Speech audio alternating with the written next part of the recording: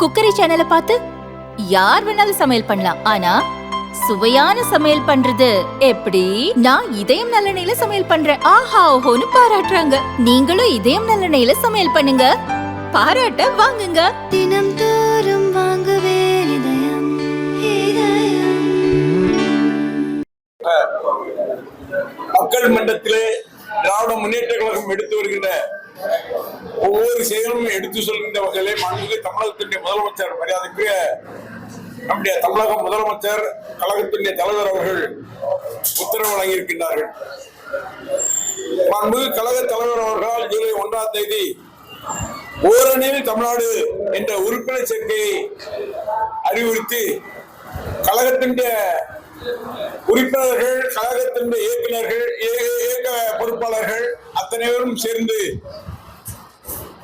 ஒவ்வொரு வீடாக ஒரு பூத்தை எடுத்துக்கொண்டால் ஒவ்வொரு வீடாக சென்று அந்த வீடுகளிலே நம்முடைய இயக்கத்தின் சார்பாக நம்முடைய அரசின் சார்பாக மக்களுக்கு என்னென்ன திட்டங்களை தந்திருக்கின்றோம் அது அந்த திட்டங்களை எல்லாம் எடுத்து சொல்லி அந்த திட்டங்களின் மூலம் மக்கள் எந்தெந்த வகையிலே பயன்பட அடைகின்றார்கள் எந்த வகையிலே விளக்கின்ற வகையிலே அது மகளிர் உரிமை தொகையாக இருந்தாலும் சரி, மகளிர் பயணம் விடியல் பயணமாக இருந்தாலும் சரி, அதுபோல கல்லூரி மாணவர்கள், கல்லூரி மாணவிகள் கல்லூரிக்கு செல்கின்ற போது மாதந்தோறும் அரசால் வழங்கப்படுகின்ற அவர்கள் படிப்பதற்கான வழிவகைகளை காண்கின்ற வகையிலே 1000 ரூபாய் வழங்குகின்ற திட்டமாக இருந்தாலும் சரி, நான் முதல்வன் திட்டமாக இருந்தாலும் சரி, அதுபோல மகளிர் சுய உதவி குழுக்களுக்கு எந்தெந்த வகையிலெல்லாம் இந்த திட்டத்தின் மூலம் அவர்கள் பயனடைகின்றார்கள் என்ற வகையிலே விளக்கின்ற வகையிலே ஒவ்வொரு வீடாக சென்று இயக்கத்தினுடைய கழக தோழர்கள் எல்லாம் சென்று உறுப்பினர் சேர்க்கின்ற அந்த பணிகளை செய்தார்கள். அது மட்டுமில்லாமல் இன்றைக்கு ஒன்றிய அரசாங்கத்தின் மூலம் தமிழகம் எந்த வகையிலெல்லாம் பாதிக்கப்படுகின்றது என்ற விவரங்களை எடுத்து சொன்னார்கள் என்று சொன்னால், நமக்கு கல்வி கட்டணமாக ஒன்றிய அரசாங்கத்தால் நமக்கு தர வேண்டிய நம்முடைய பங்கு தொகையாக இருக்கின்ற அந்த 2000 கோடி ரூபாயை நீங்கள் புதிய கல்வி திட்டத்தை சேர்ந்தால்தான் அந்த பணத்தை நாங்கள் ஒதுக்குவோம் என்ற வகையில் அவர்கள் நமக்கு ஆணைகள் வழங்கியதை அந்த பணத்தை பெற்றுத்தர வேண்டும் என்ற வகையிலே மக்கள் மன்றத்திலே நாம் இந்த வகையிலெல்லாம் ஒன்றிய அரசாங்கத்தால் பழிவாங்கப்படுகின்றோம். நீட் தேர்வு என்ற ஒரு நீட் தேர்வை கொண்டு வந்து அதன் காரணமாக கிராமத்தில் இருக்கின்ற நம்முடைய மாணவர்கள் +2 படித்து அவர்கள் மருத்துவராக செல்ல வேண்டும் என்று சொன்னால் செல்ல முடியாத அளவிற்கு ஒரு நீட் தேர்வை ஒருவன் படிக்க வேண்டும் என்று சொன்னால் குறைந்தது 1 லட்சம் 2 லட்சம் கொடுத்து தனியாக படித்து அந்த நீட் தேர்வை எழுதி அந்த மார்க் வாங்கினால்தான் அந்த நீட் தேர்வு மூலம் தான் மாணவன் மருத்துவ படிப்பு படிக்க முடியும் என்ற திட்டத்தை தந்திருக்கின்ற ஒன்றிய அரசாங்கத்தின் அந்த திட்டங்களை எடுத்து நீட் தேர்வு இல்லாமல் செய்ய வேண்டும். அதற்காக நீங்கள் அதனுடைய உணர்வுகளை நீங்கள் புரிந்து கொள்ள வேண்டும் என்ற வகையிலே ஒவ்வொரு வீடாக சென்று சொல்லி, அதுவும் இல்லாமல் நம்முடைய தமிழகத்தினுடைய பாரம்பரியமாக இருக்கின்ற பறைசாற்றும் கீழடியை ஆய்வு செய்து கடந்த காலம் தமிழருடைய பண்பாட்டு விளக்கங்களை எடுத்து சொல்கின்ற வகையிலே அதை கொண்டு வர வேண்டும் என்ற வகையிலே சொல்கின்ற போது அதையும் புறக்கணித்த ஒன்றிய அரசாங்கம் நம் தமிழர்களுடைய வரலாறு இன்றைக்கு மறைக்கின்ற வகையிலே இருக்கின்றார்கள் என்பதை விளக்கி, அது மட்டுமில்லாமல் ஒரே தேர்தல் ஒரே நாடு ஒரே தேர்தல் என்ற திட்டத்தின் மூலம் இன்றைக்கு தொகுதியை மாநில வாரியாக புதிதாக பாராளுமன்ற ஒதுக்கீடை செய்கின்ற போது அந்த ஒதுக்கீட்டில் தமிழகம் எந்த வகையிலெல்லாம் புறக்கணிக்கப்படுகின்றது. அதனால் புறக்கணிக்கப்படுகின்ற போது இந்த பாரதத்தின் பிரதமராக ஒருத்தர் வர வேண்டும் என்று சொன்னால் வடக்கே இருக்கின்ற பாராளுமன்ற உறுப்பினர்கள் தேர்வு செய்தாலே போதும், வந்து விடுவார்கள். தெற்கே ஒட்டுமொத்தமாக புறக்கப்படுகின்றது, அது தமிழகமும் ஒட்டுமொத்தமாக புறக்கணிக்கப்படுகின்றது. அந்த வகையிலே இதில் எந்த இடர்பாடும் வரக்கூடாது என்ற வகையிலே இன்னைக்கு கிராமமாக சென்று கிராமத்தில் இருக்கின்ற வீடுகளுக்கு சென்று தமிழகம் எந்த வகையிலெல்லாம் புறக்கணிக்கப்படுகின்றது என்ற வகையிலே எடுத்து சொல்லி தமிழ்நாட்டினுடைய மண், மொழி மற்றும் ஆழத்தின் மீது தொடர்ந்து தாக்குதல் நடைபெற்று வருகின்ற இந்த நிகழ்வுகளை எடுத்து சொல்லி உறுப்பினர் சேர்க்கின்ற பணிகளை செவனை செய்திருக்கின்றோம். அந்த வகையிலே குடும்ப வாரியாக சொல்ல வேண்டும் என்று சொன்னால்,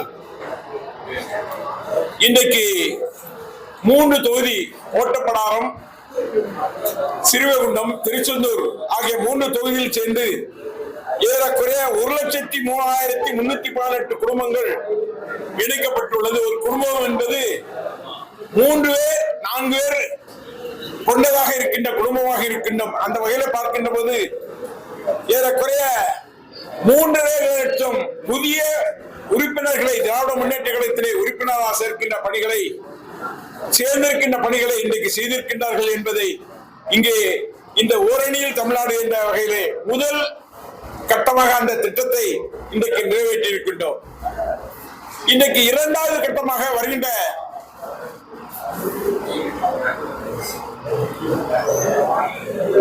செப்டம்பர் 15 பேரறிஞர் அண்ணா அவர்களுடைய பிறந்த நாள். பேரறிஞர் அண்ணா அவர்களுடைய பிறந்த நாள் விழாவை நாம் கொண்டாடுகின்றோம் என்று சொன்னால் அவருடைய எண்ணங்கள் தமிழகத்தின் உரிமை எந்த வகையிலும் பாதிக்கப்படக்கூடாது என்ற வகையிலே அன்றைக்கே பாராளுமன்றத்திலே குரல் கொடுத்த பேரறிஞர் அண்ணா அவர்கள் அவருடைய பிறந்த நாள் விழாவிலே இன்றைக்கு நம்முடைய 3 தொகுதியில் இருக்கின்ற 797 பூத்து வாரியாக ஏறக்குறைய ஒரு பூத்துக்கு 100 பேர் என்ற வகையிலே அவர்கள் ஒரு அண்ணாவின் சிலை, அண்ணாவின் படத்திற்கு மாலை அணிவித்து உறுதிமொழி ஏற்கின்ற வகையிலே எந்த வகையிலும் தமிழகத்தை தலைகுனிய விட மாட்டோம், தலை நிமிர்ந்து நிற்போம், அதற்கு எந்த இடர்பாடுகள் வந்தாலும் அதை நாங்கள் நிமிர்ந்து நிற்போம் என்ற வகையிலே ஒவ்வொரு பூத்து வாரியாக உறுதிமொழி ஏற்கின்ற வகையிலே திட்டங்களை தீட்டியிருக்கின்றோம். அந்த வகையிலே வருகின்ற 14ஆம் தேதி இந்த 3 தொகுதியில் உள்ள 797 பூத்திலும் இந்த உறுதிமொழி ஏற்கின்ற பணிகளை இன்றைக்கு இயக்கத்துடைய சகோதரர்கள் செய்ய இருக்கின்றார்கள். ஏனென்று சொன்னால் மக்களுடைய மனநிலையத்திலே தமிழகம் எந்த வகையிலே பாதிக்கப்படுகின்றது, தமிழகத்திலே எந்த வகைக்கு அவை பின்தொடர்வதற்காக இன்னைக்கு ஒன்றிய அரசாங்கம் இருக்கின்ற பாரதிய ஜனதாவுடைய அரசாங்கம் செய்து வருகின்றது என்கின்ற எடுத்து சொல்கின்ற வகையிலே இந்த உறுதிமொழியை ஏற்கின்ற வகையிலே சிறப்பான ஏற்பாடு செய்திருக்கின்றோம். அதை நாளை தினம் செய்ய இருக்கின்றோம்.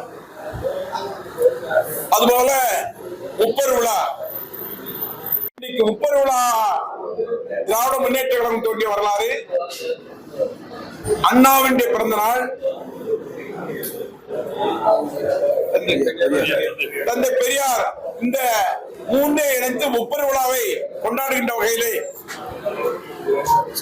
கரூரிலே அந்த முப்பெரு விழாவை கொண்டாடுகின்ற வகையிலே நம் தமிழகத்தின் முதலமைச்சர், நம்முடைய கழகத்தினுடைய தலைவர் அவர்கள் சிறப்பான ஏற்பாடு செய்திருக்கின்றார்கள். நம்முடைய பகுதியிலிருந்து அதிகமான உறுப்பினர்கள் அங்கு சென்று அந்த வகையிலே அங்கே அந்த கூட்டத்திலே எந்த வகையிலே தமிழகம் பாதிக்கப்படுகின்றதோ அதையெல்லாம் மீட்கின்ற வகையிலே எந்த இடத்திலும் தமிழகம் தலைகுனியாது என்ற வகையிலே உறுதிமொழி ஏற்கின்ற வகையிலே அந்த மகாநாட்டிலும் உறுதிமொழி ஏற்று 2வது கட்டமாக இருக்கின்றது. 3வது கட்டமாக ஒவ்வொரு மாவட்டம், இன்றைக்கு 3 தொகுதி இருக்கின்றது என்று சொன்னால் மாவட்டத்திற்கு ஒரு இடத்தில் பொதுக்கூட்டத்தை நடத்தி எந்தெந்த வகையிலே இயக்கத்தும் திராவிட முன்னேற்ற கழகத்தின் அரசாங்கம் மக்களுக்கு என்னென்ன நன்மைகள் செய்திருக்கின்றது, என்னென்ன பணிகள் செய்திருக்கின்றது,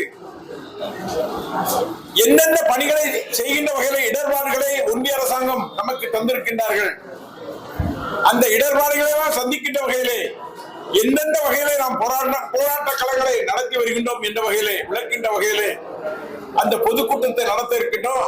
அந்த பொதுக்கூட்டம் என்பது இன்றைக்கு உடன்குடி பகுதியிலே வருகின்ற 21ஆம் தேதி 20ஆம் தேதி நடத்தலாம், 21ஆம் தேதி நடத்தலாம் என்ற வகையிலே தலைமை கழகம் அறிவுறுத்தலின் பேரில் இன்றைக்கு நம்முடைய பாராளுமன்ற உறுப்பினர் மரியாதைக்குரிய திருமிகு கனிமொழி கருணாநிதி எம்பி அவர்கள் சிறப்பு விளக்க உரை ஆற்றுகின்ற வகையிலே அந்த பொதுக்கூட்டத்திலே கலந்து கொண்டு அந்த பொதுக்கூட்டத்திலே தமிழகம் எந்தெந்த வகையிலே பாதிக்கப்படுகின்றது, எந்தெந்த வகையிலே அதை நாம் தடுத்து நிறுத்த வேண்டும், தமிழகம் எந்த இடத்திலும் தலை குனியக்கூடாது, தலை நிமிர்ந்து நிற்க வேண்டும் என்ற வாக்குறுதிகளை இருக்கின்ற வகையிலே வாக்குறுதிகளும் அளித்து அந்த வாக்குறுதிகளை நடைமுறைப்படுத்தி அதை செய்ய இருக்கின்றோம், உறுதிமொழியை செய்ய இருக்கின்றோம் என்பதை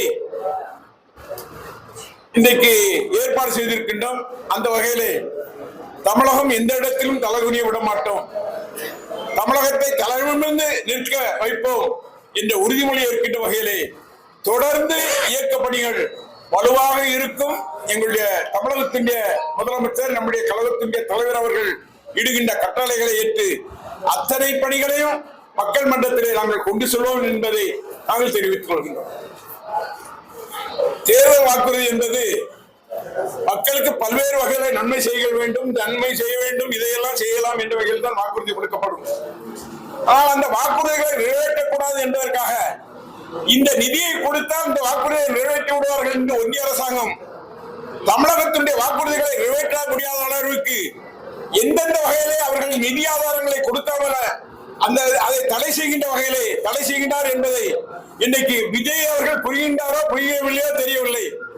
இன்றைக்கு குறிப்பாக சொல்ல வேண்டும் என்று சொன்னால் விஜயை கேட்கின்றார் என்று சொன்னால் விஜய் இதுவரை இந்த தமிழகத்தினுடைய மக்களுக்கு, தமிழ்நாட்டில் உள்ள இளைஞர்களுக்கு, தமிழ்நாட்டில் உள்ள தொழிலாளர்களுக்கு, தமிழ்நாட்டில் உள்ள மீனவர்களுக்கு எவர்களுக்காவது எந்த உதவியாவது ஏறக்குறைய 200 - 300 கோடி ரூபாய் ஒரு படத்திற்கு நிதி வாங்குகின்ற சம்பளம் வாங்குகின்றவர் எந்த செயலாவது செய்திருக்கின்றாரா என்று சொன்னால் இல்லை.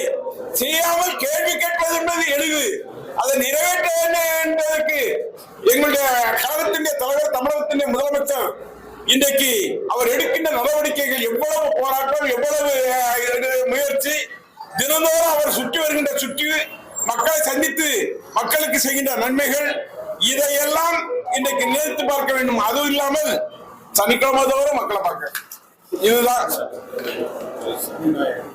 சனி ஞாயிறா சனி நாயகன். அந்த வகையில இன்றைக்கு பாரதிய ஜனதா மத்தியில ஒன்றியத்தில் இருக்கின்ற பாரதிய ஜனதா அரசாங்கமும் சரி, அதுபோல முன்னாள் அமைச்சராக இருந்த அதிமுகவும் சரி, எந்த வகையிலும் நாங்க கொடுக்கிற உறுதிமொழிகளை நிறைவேற்ற முடியாமல் என்னென்ன இடைஞ்சலாம் பண்ணணுமோ அதெல்லாம் பண்ணாலும், எத்தனை இடைஞ்சல்கள் பண்ணினாலும் கொடுத்த வாக்குறுதிகளை நிறைவேற்ற வேண்டும் என்று நினைக்கின்ற முதலமைச்சராக எங்களுடைய கழகத்தினுடைய தலைவர் அவர்கள் திகழ்ந்து வருகின்றார்கள். அந்த கொடுத்த வாக்குறுதிகளை நாங்கள் நிறைவேற்றுவோம் என்ற நம்பிக்கை மக்களுக்கு இருக்கின்றது.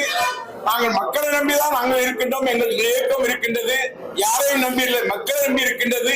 அந்த வகையிலே கொடுத்த வாக்குறுதிகளை எங்களுடைய கழகத்தின் தலைவர் எங்களுடைய தமிழகத்தின் முதலமைச்சர் அவர்கள் அத்தனையும் நிறைவேற்றி தருவார்கள்.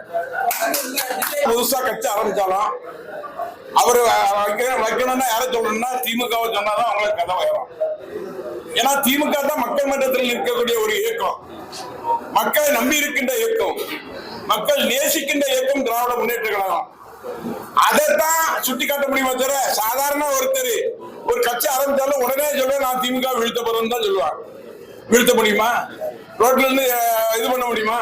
திராவிட முன்னேற்ற கழகம் என்பது பாரம்பரியமானது. அண்ணாவுடைய காலத்திலிருந்து, தலைவர் கலைஞருடைய காலத்திலிருந்து, நம்முடைய முதலமைச்சர் தளபதி அவர்களுடைய காலத்திலிருந்து அத்தனையும் பிற்படுத்தப்பட்டவர், தாழ்த்தப்பட்டவர், சிறுபான்மை மக்கள் ஒவ்வொருவருடைய உயர்வுக்காக இருக்கின்ற இயக்கம் திராவிட முன்னேற்ற கழகம். இந்த இயக்கம் ஆரம்பிக்கப்பட்டதின் நோக்கமே என்னவென்று சொன்னால், எவரெல்லாம் அமுங்கி இருக்கின்றார்களோ, இவர்களெல்லாம் பாதிக்கப்பட்டிருக்கின்றார்களோ அவர்கள் உயர்வு வர வேண்டும் என்ற வகையிலே இருக்கின்ற இயக்கம் திராவிட முன்னேற்ற கழகம். அந்த வகையிலே திராவிட முன்னேற்ற கழகத்தை எந்த கொம்பனாலும் தொட்டு பார்க்க முடியாது, அசைத்து பார்க்க முடியாது. வேணும் என்றால் மாநிலம் முழுவதும் உள்ளவர்களை எல்லாம் வர சொல்லி சினிமாவில் நடிப்பவர் கூட்டத்தை நடத்தலாமே தவிர எந்த வகையிலும் திராவிட முன்னேற்ற கழகத்தை எவராலும் அசைக்க முடியாது. அந்த வகையிலே வெல்வோம். 2024 தமிழகத்தின் முதலமைச்சராக எங்களுடைய மரியாதைக்குரிய தமிழக முதலமைச்சர், எங்களுடைய கழகத்தின் தலைவர் மரியாதைக்குரிய அண்ணன் தளபதி தான் முதலமைச்சர், அண்ணன் ஸ்டாலின் தான் முதலமைச்சராக வருவார். இதெல்லாம் யாராவது நடிகர் தூத்துக்குடிக்கு வந்தாங்கன்னா எப்படி இருக்கும் கூட்டம்?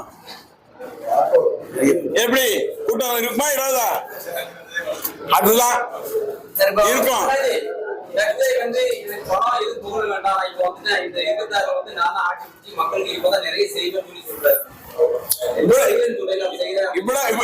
இவ்வளவு காலத்து பிறகு இப்பதான் அவருக்கு அறிவு வந்துச்சா மக்களுக்கு ஜீவன்? இதுக்கு முன்னால எங்க போனாரு? அவர் சம்பாதிச்ச பணத்துல எங்க வச்சிருக்காரு?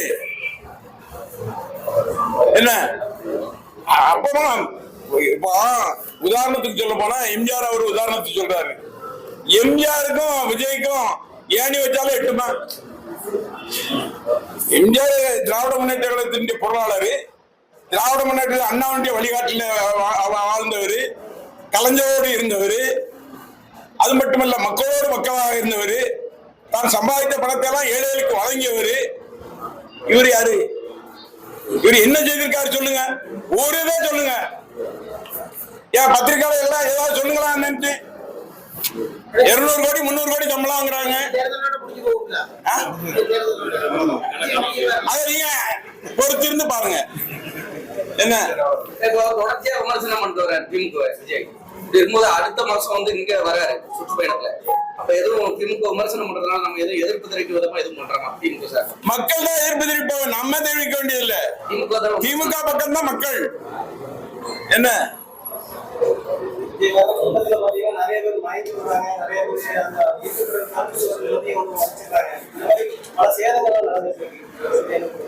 ஏங்க ஒரு கச்சேரி நடத்துறாங்கன்னு வைங்க, திருநெல்வேலி ஒரு கச்சேரி நடத்துறாங்கன்னு வைங்க, அந்த கச்சேரி பார்க்கறதுக்கு கூட்டமா அள்ளிக்கிட்டு போகுது. அங்கேயும் 10-50 மயங்க இது பண்ணி போறான். அதனால இதுதான் நடக்க வந்துச்சு. என்ன அதனால திராவிட முன்னேற்ற கழகம் என்பது பிற்படுத்தப்பட்ட மக்கள், தாழ்த்தப்பட்ட மக்கள், சிறுபான்மை மக்கள் இவரெல்லாம் தாழ்ந்திருக்கின்றார்கள், அவர்களுடைய கரங்களை உயர்த்தி பிடிக்க வேண்டும் நினைக்கின்ற இயக்கம் திராவிட முன்னேற்ற கழகம். எங்களுடைய நோக்கம் அதுதான். இதுக்கு அது இதுன்னு சொல்லல, அந்த நாங்க கொடுத்த தேர்தல் வாக்குறுதிகளை நிறைவேற்றக்கூடாது என்பதற்காக அது திட்டமிட்டு இன்றைக்கு ஒன்றிய அரசாங்கத்தில் இருக்கின்ற பாரதிய ஜனதா அரசாங்கமும் இன்னைக்கு அதிமுகவும் இன்னைக்கு பாரதிய ஜனதா அங்கமாக இருக்கின்ற இன்னொரு கட்சி இப்ப புதுசா வந்திருக்க கூட்டமா கூட்டுறாங்க. எது அதாவது திமுக ஒரு பக்கமா பண்ண முடியாது, 3 பக்கம் அடிக்கணும், 4 பக்கம் அடிக்கணும்னு நினைக்கிறாங்க. அது எத்தனை பக்கம் அடித்தாலும் சரி அத்தனையும் வீழ்த்தி திராவிட முன்னேற்ற கழகம் 26 வெல்லும். எது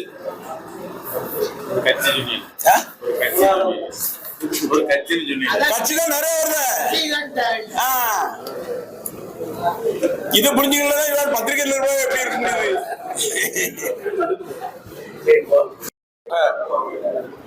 மக்கள் மன்றத்திலே திராவிட முன்னேற்ற கழகம் எடுத்து வருகின்ற ஒவ்வொரு செயலும் எடுத்து சொல்கின்ற வகையிலே மாண்புமிகு தமிழகத்தினுடைய முதலமைச்சர் மரியாதைக்குரிய